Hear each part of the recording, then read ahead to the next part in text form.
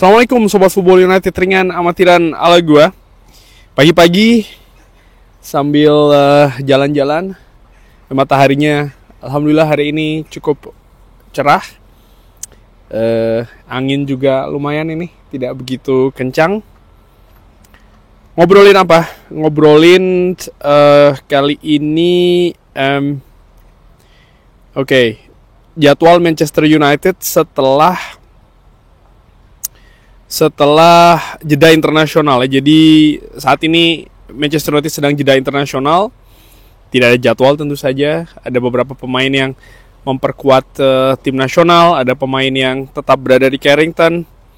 5 pertandingan sebelum jeda internasional ini menurut gue luar biasa. Manchester United tidak terkalahkan.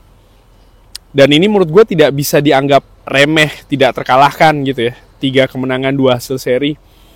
Karena ya tidak usah terlalu dibandingkan dengan klub lain dulu, dibandingkan dengan keadaan Manchester United sebelumnya, di mana 5, nah ini anginnya agak lumayan kencang, semoga masih bisa kedengaran ya suaranya, di mana 5 pertandingan tanpa kekalahan ini sesuatu yang sangat jarang. Kita lihat saja lah musim yang kemarin seperti apa, babak belur. Di awal musim ini pun juga demikian, tapi ya sebelum jeda internasional ini sejauh ini ada progres yang lumayan positif.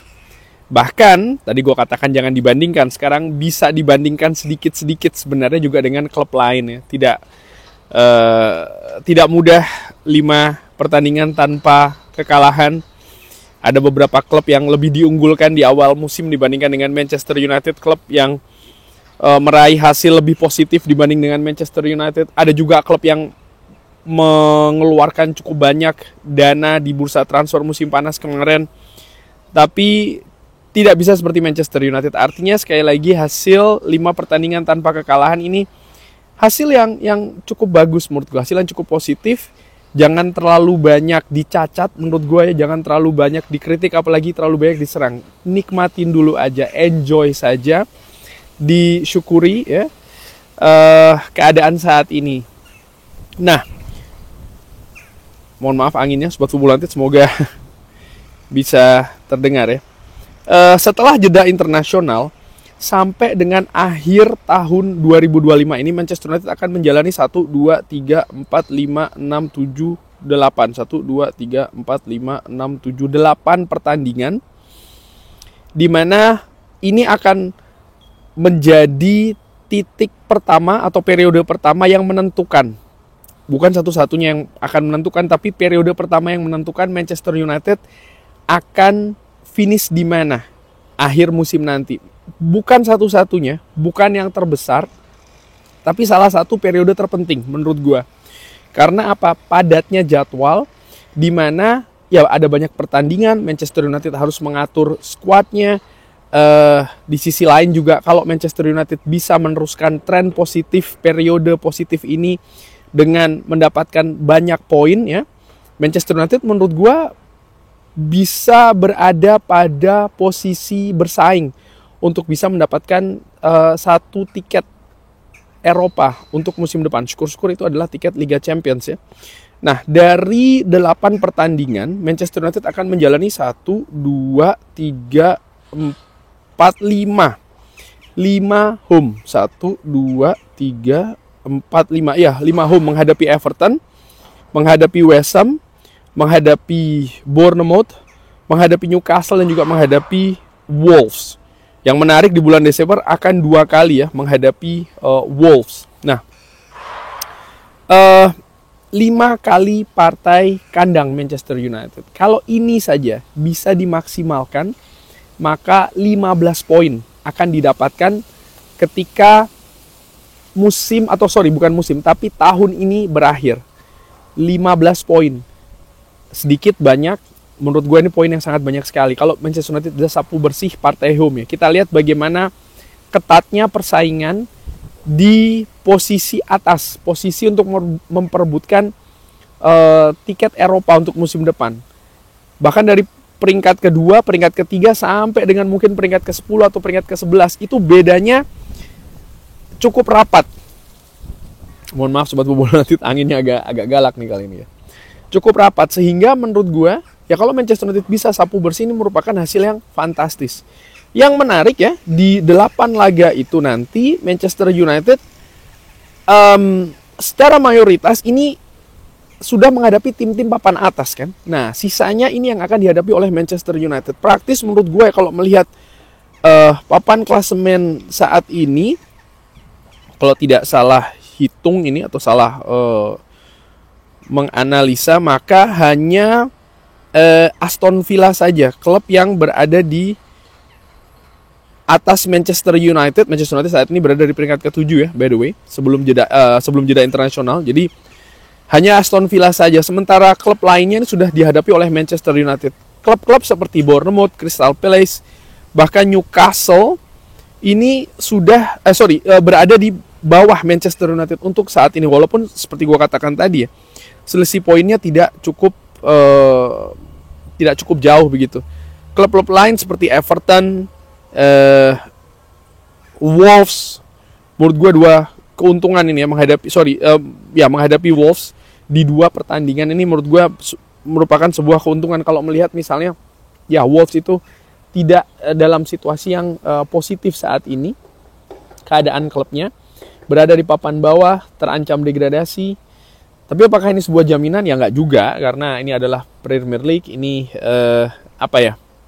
liga terketat. Kita tahu lah, contoh ketika Manchester United menghadapi Nottingham Forest pun juga seperti itu.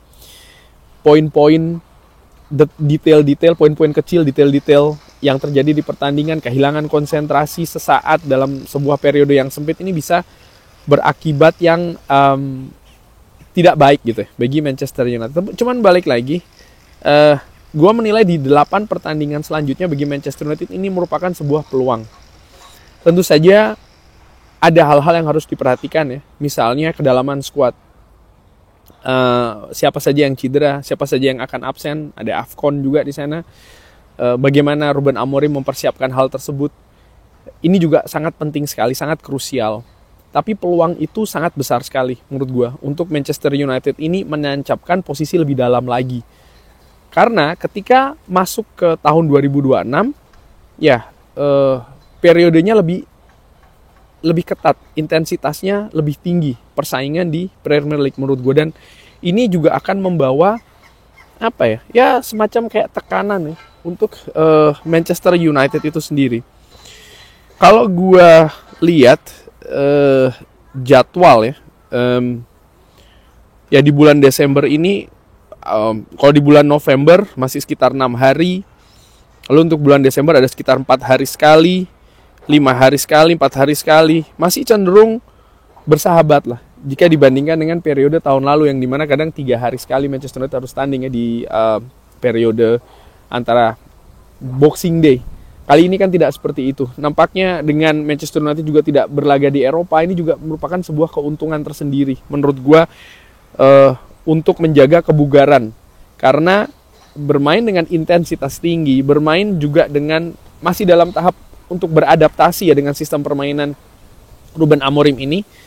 Ya, Ruben Amorim sudah sering mengatakan musim lalu bahwa yang dia butuhkan adalah waktu latihan, kesempatan latihan, di mana musim lalu ini tidak banyak dilakukan.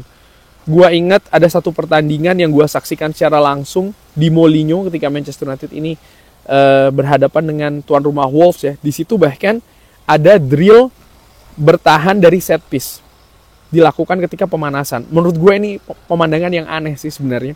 Hal-hal seperti ini seharusnya dilakukan di Carrington. Tapi karena sempitnya waktu latihan ya mereka tidak punya pilihan. Dan ini berbeda dengan keadaan saat ini di mana ya mereka lebih punya kelonggaran untuk berlatih, mengasah ya kemampuan-kemampuan tertentu di Carrington. Set piece misalnya yang menjadi sesuatu yang berbeda jauh jika dibandingkan dengan periode-periode sebelumnya. Manchester United jauh lebih berbahaya, Manchester United jauh lebih solid juga ketika menghadapi set piece. Ini hal yang positif dengan tidak bermainnya di Eropa. Tapi juga ini sekaligus sebuah warning menurut gue ya, bahwa fondasinya harus tertancap musim ini.